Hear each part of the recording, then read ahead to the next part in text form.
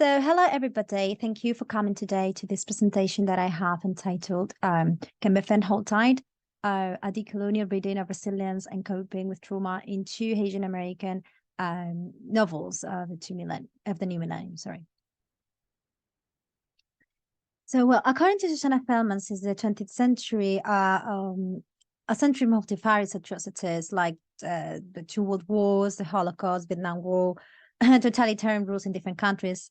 This is an era of psychic and social wounds, that is, of trauma, understood through the definition of Kathy Caruth. I quote, a wound inflicted upon the mind caused by a violent and unexpected event, which is experienced only belatedly in its repeated possession of the one who experiences it, end quote. So this concept of trauma, according to Feldman, has emerged as a conceptual center and an essential dimension of human and historical experience, as he puts it, since the 20th century. Most especially, as different critics have asseverated since the 2000s, in the past 40 years, we have been living in what they refer to as the age of trauma. And they refer to this era as such, because as Didier Fassin and Richard Ritzman put it, during this time, the concept of trauma has evolved from the clinical lexicon, like concept of psychological shock, so to speak, to a metaphorical extension disseminated by the media, that is, that trauma is now understood as a tragic event. So the concept is now both medically and socially recognized. This turn appears to be related to the booming memory and trauma studies in the 80s and 90s. Sociologist Daniel Levy relates the rapid growth of the aforementioned eras with, I quote, a cultural response to the ontological insecurity that permeates the global age, end quote, an era where rapidly changing planetary threats have proved national institutions incapable of maintaining social and collective security on their own. Such worldwide uncertainty, as Ulrich Beck has famously postulated, started occurring when technological and social progress stopped being seen as a safeguard against risks and a source of control and optimism about the future. And this scholar puts defines that moment more or less since the Chernobyl nuclear accident, from that moment onwards. So it is not surprised that the collapse of the traditional belief that modern society can control the dangers that it itself produces, as Beck puts it, runs parallel with the emergence of memory and trauma studies in the last decades of the 20th century. As Levy observes, I quote, the trauma-memory complex became the perceived remedy to address contemporary anxieties, end quote.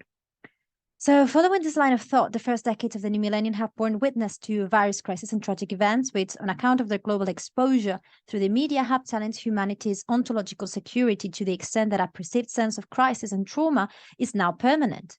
Tragic occurrences such as terrorist attacks in the US, in Europe, also refugee crisis, for example, in Europe in 2015, natural disasters like Hurricane Katrina, and the 2010 Haiti's earthquake, accidents like Fukushima, nuclear disaster in 2011, and also the 2020 worldwide pandemic has left thousands of people, including TV news viewers, scared in physical and psychological terms.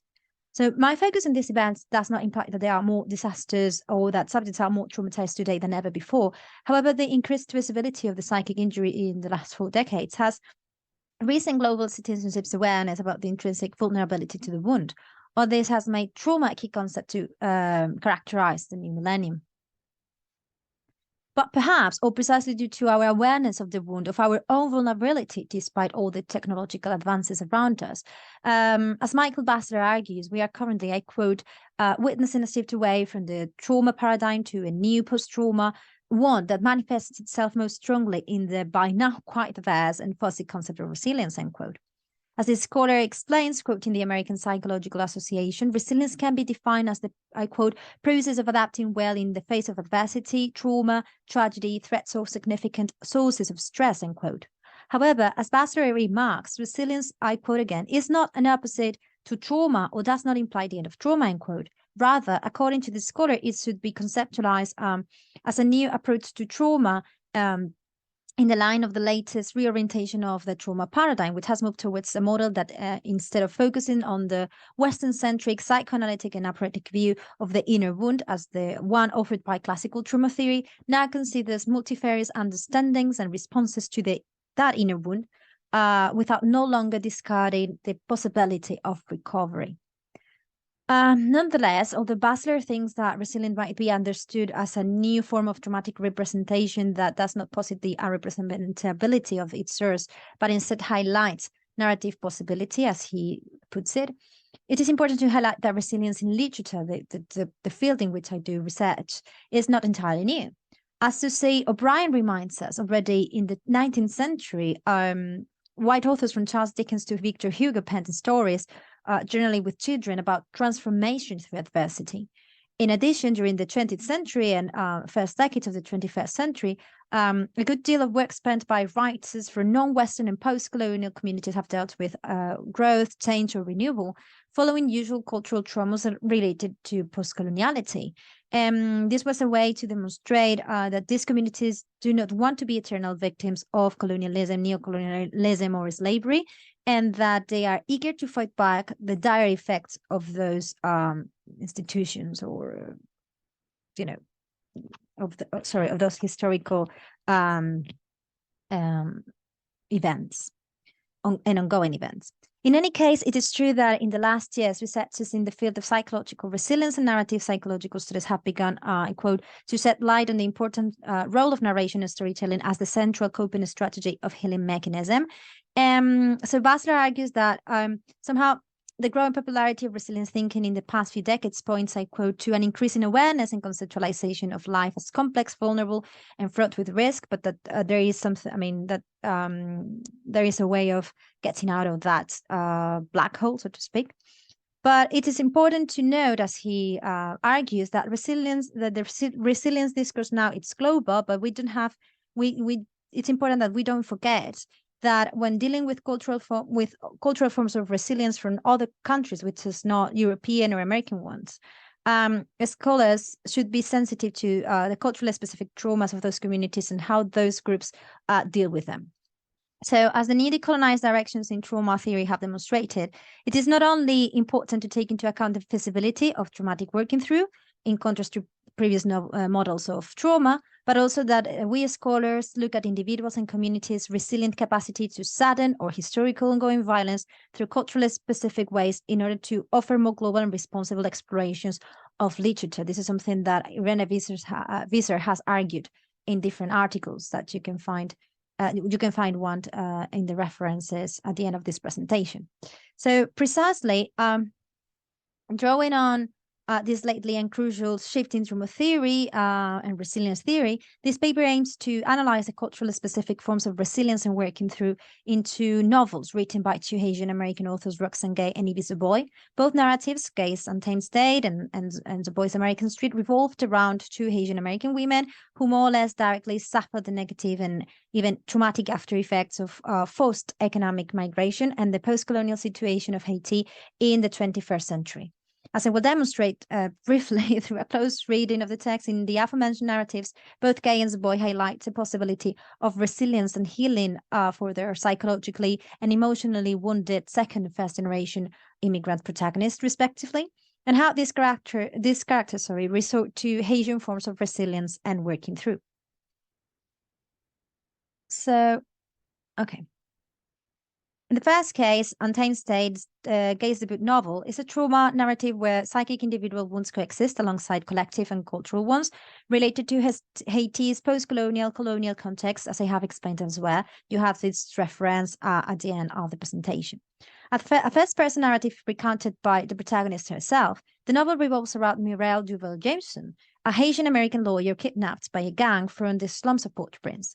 The leader of this armed group demands Mireille's father, Sebastian, a westernized return Haitian expat and nouveau riche, who disregards the critical situation of Haiti and represents for the gang a new western occupant of the land, $1 million ransom that he can afford, but that he's unwilling to pay. This negative response results in the torture and rape of Mireille by the gang, as a way to force her father to pay, but also to punish his pride and his presence, that from their point of view is a neo-colonial presence. And of course, Mireille will end up suffering a clear case of post-traumatic stress disorder after her ordeal, and when she is released.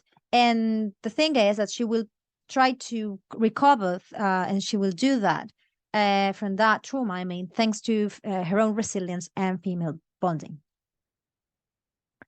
So during the 13-day-long ordeal in a gloomy chamber in the slums, this Mirel narrative voice discloses is tortured, humiliated, and sexually abused by the gang.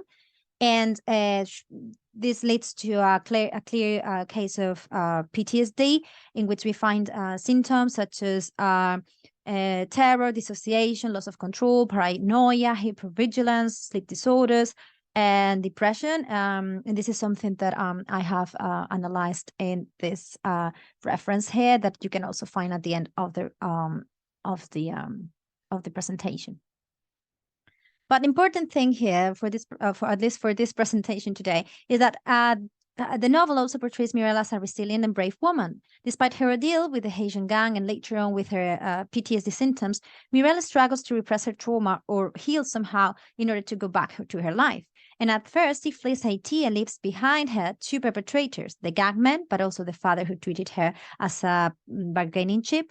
And later on, she flees the marital home located in Miami as a response to her husband's attempt to confine her with the pretext, I quote, of keeping her safe, end quote, until she heals. The idea of being confined again makes her more anxious and out of control, for Mirel feels she is being, I quote, trapped, end quote, one more time. Sad situation propels her to flee to her parents-in-law's farm's house in Nebraska, that is, to the countryside, where she begins her healing process thanks to her mother-in-law, Lorraine, a sort of fairy godmother who takes care of and actively listens to her. This courageous act of escapism to the countryside, or if you will, marronage, denotes that Mirel is a strong woman like her rebellious fathers and mothers, runaway slaves, the Maroons, the Haitian Maroons, who participated in the Haitian Revolution seeking the country's colonial emancipation, and that she is not a damsel in distress to be rescued, that she is an active agent. Interestingly enough, when kept captive, Mirel had previously tried to escape the gang's dwelling, although she is found and returned to her gloomy chamber. And it could be argued that through these flights, the novel shows how revolutionary and fighting, how, I don't know how to put it, like the revolutionary, the rebellious, and fighting spirit of her Haitian ancestors run through Mirel's veins. In addition, it is important to remark that besides her own resilience, Mirel's physical and psychic health improves thanks to female bonding and or sorority, thanks to Lorraine, Mirel's sister, and a kindly-hearted female doctor. Yet, despite all this help, it is important to remark that similarly to other victims of trauma, Mirel is no longer the woman she was before her ordeal, as you can see in this quotation. However, she gradually grows strong enough to rebuild herself, her life, and her marriage. Yet, her recovery is not complete, or as complete as it could be, until Mirel faces her homeland and perpetrators again. Thus, when she goes back to Haiti after the devastating 2010 earthquake in order to help there, and also to grant her father what she calls feigned forgiveness, and also when she decides to take an underscored promenade out of her parents' mansion without, I quote from the novel, shrinking away, end quote, when she sees a SUV like the one owned by her captors, these two moments bespeak Mirel's resilience and strength. Finally, Mirel's encounter and confrontation with the commander at Miami restaurant where he works as a busy boy years later can be considered another key moment in her healing process, for no longer feeling afraid of the her perpetrator, she chases and hits him until he escapes. Significantly enough, through her confrontation with the villain of her story, with the master of her will and of her body, as if he had been a slave owner in the 19th century or the 18th century, Mirel proves to be the owner of her body and will again. She wins that from the perpetrator, as the ex-slaves won that to the slave owners, the white slave owners, with the Haitian Revolution. So this recuperation of her subjectivity allows her to become empowered and eventually verbalize her trauma by narrating her testimony to the implied reader sometime later. So Mirel's narrativization of her trauma could be interpreted as the ultimate step in her working through process.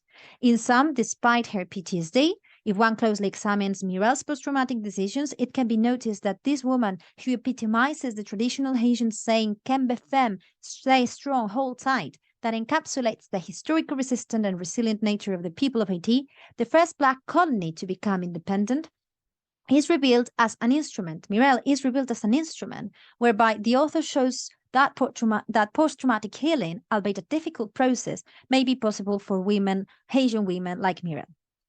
And then the other, sorry,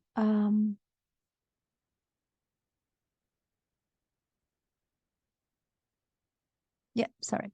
This is If It's a Boy's American Street. This is the other novel that I'm analyzing here. This is a migration and coming of age narrative about a Generation Z Haitian female teenager, Fabiola Toussaint, who is separated from her mother at JFK airport in New York when the latter is detained for illegal immigration. Fabiola, who is an American citizen because she was born in the States when her mother overstayed her tourist visa back then, is forced to continue to Detroit, where her aunt and three female cousins await her. There, the absence of her mother and the impact of her experience in the city, heavily shaped by decades of decline and segregation, turned Fabiola's pursuit of the American dream into a nightmarish journey. As Fabiola recounts, after such traumatic separation from her mother at the US border, she must continue to Michigan alone, a situation which dissolves her initial optimism and sense of safety and gives way to a sense of fragility and insignificance in comparison to, I quote from the novel, America and its vastness, end quote. Moreover, when she arrives to her family's neighborhood in one of the most decaying areas of Detroit, she experiences a big clash between her previous expectations of the good life in America and the reality she encounters there. So, together with the traumatic separation from her mother and her impossibility to know if she will soon be sent back to Haiti, Fabiola has to deal with the psychological anxiety that her broken dreams provoke in her. Particularly, Fabiola has to face, I quote, the broken Detroit streets, the darkness sweeping into every crack and corner, as well as the fact that, I quote again, the big mansions she had seen on her American TV, end quote, have been replaced here by vacant spaces, I quote, where houses should be, numerous broken and abandoned houses, and quote, and other places like her family house, which is quite small. Another class is her realization about her family's detachment from the Haitian cultural roots. This can be observed, for instance, when Fabiola speaks Haitian Creole to her aunt Marjorie, to whom she calls Matanjo, and later prohibits Fabiola from speaking any language other than English. Similarly, this detachment becomes obvious in Fabiola's cousin's lack of knowledge and respect for her religion, which they refer to as, I quote, voodoo shit, end quote, and in their American diet with no room for Haitian cuisine. Moreover, Fabiola is disappointed by the lack of Haitian hospitality in her house, as happens, for instance, when she has to have dinner unaccompanied in the kitchen just after her arrival, and also on many other occasions throughout the novel. So these moments of complete solitude make Fabiola feel extremely lonely, as she admits, I quote from the novel, "Never could I have imagined being in a house full of family and still being so lonely," end quote. Last but not least, another source of unhappiness for Fabiola is the first contact with her private school as well as her cousins' group of Black friends. As the novel shows, Fabiola's cousins intentionally detached themselves from their Haitian roots in order to assimilate in the US culture following a few racist experiences at school. For this reason, they summon Fabiola to do the same. Evidently, this entails that Fabiola must leave behind her Haitian self in order to be accepted at school. And in her cousins' circle, a group of friends and acquaintances that make her really, really uncomfortable, especially one of her cousins' boyfriend, Dre, a 21-year-old gang boy, so an adult drug dealer and abuser that has been humiliating and battering that cousin for years.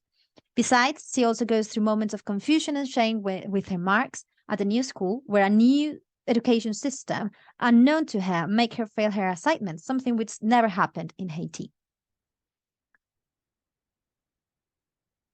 All these problems, alongside the fact that Fabiola cannot share her disappointment and frustration with anybody, as she explains in her continuous interior monologue throughout the novel, provoking the girl a sense of anger and sorrow that she channels through her fixation with the rescue of her mother. Now, in order to cope with her deep sadness, Fabiola tries to adapt to the US by assimilating in her new social group. So, in order to do that, she tries to change her image and her way of speaking and to become closer to the West Side Detroit girls in that respect. And moreover, as the novel shows, thanks to all these changes, Fabiola increasingly feels more American and also more accepted in her family, as illustrated in the episode where when she has Thanksgiving dinner together with her family in the kitchen. In addition, Fabiola finds ways to hold on to her Haitian roots, not only by cooking Haitian food to her family, but also by clinging to another part of her culture, her voodoo spiritual practices. The connection with the Haitian loas through her prayers, allows Fabiola to contact her mother and remind her of the Haitian saying "Kenbe femme, hold tight." Particularly important in the novel is Fabiola's identification of Bad Leg, a homeless man around the area of her aunt's house, with Papa Legba, I quote from the novel, the lure of crossroads that opens doors and unlocks gates, end quote, whose riddles and songs, as Fabiola thinks, contain clues that can, I quote from the novel again, bring her mother back to the other side of the border, end quote. In addition, besides her prayers asking for more clues, Fabiola demands Papa Legba to help her choose a path when she has to decide whether or not to accept a deal offered by a detective who contacts Fabiola, promising her mother's liberation in exchange of the girl's help to find any evidence that can incriminate Dre for selling drugs that are killing people. Posed by her eagerness to reunite with her mother as soon as possible and by the rates that Dre's abusive behavior with her cousin provokes in Fabiola, the girl also believes that Dre, who she identifies with as the representation of Baron Samedi, the guardian of the cemetery, keeper of death, is the person behind the crime. So she thinks that Dre is, a criminal. For this reason, she resorts to Ezeli Freda, the lure of love, beauty, and sensuality, with the aim to seduce Dre and collect some evidence about his illicit business. However, the novel offers a plot twist when Fabiola discovers that it was actually her cousins and not Dre that sold the drugs, because they needed to help their mother with a big debt that she owes Dre's gangster uncle, who had helped her to provide her family in the past when her husband unexpectedly died. Unwilling to disclose her family to the police, Fabiola plots a plan so as to solve her and her family's problems. She wants to convince Dre, with lies and the seduction skills granted by Ezeli Freda, to sell drugs at a new party where the police will catch him in action. So Fabiola somehow is guided by Ezeli Danto, a Loa that is a woman warrior, and she guides her in the idea of fighting for her family in order to release them of their burdens, of their chains, as happened, for example, with the slaves in the past as well. Nevertheless, the ambush that Fabiola sets for Dre results unsuccessfully, and with Dre seeking for vengeance. She is about to kill her when she is saved by Bad Leg, Papa Legba, who shoots Dre dead and makes the gun disappear forever. Moreover, Fabiola's continuous pleas to the Loas for her mother's release eventually take effect at the end of the novel. When her mother's paperwork is eventually fixed, we assume that thanks to the detective, and she can eventually stay in the US. Hence, as the novel proposes with this denouement, thanks to her resilience based on the Haitian roots and religion, a faith which was so crucial for the unification of the enslaved peoples of Saint-Domingue, the former colony of Haiti, in their fight for freedom during the Haitian Revolution, Fabiola not only achieves the liberation of her mother, but also she releases her family from a big economic burden, which enables them to start anew somewhere else. And she allows herself as well to dream again with a better life on US soil next to her mother and family. So, here. So as a way of conclusion, you can see that both Untamed State and American Street deal with traumas related to the Haitian reality, both in Haiti or in the diaspora, but always related also to migration. And in both texts, individual and collective cultural traumas surface, and the protagonists have to cope with those traumas in a cultural specific ways. They show Haitian resilience, and they sometimes have to resort to Haitian marronage and rebelliousness, sometimes to Haitian voodoo, but Haitian resilience and the connections with history are always there. History and culture, I mean. And finally, as a way of reflection, as you have seen, it's important to take those culturally specific ways of resilience and working through into account when analyzing texts from non-Western cultures, because otherwise we as critics are offering or would be offering biased and incomplete analysis of trauma and resilience, because we cannot apply, we cannot make use of theories in a universalist way. Otherwise, we will be missing all these cultural elements that, for example, these two novels include. Thank you. And these are the references.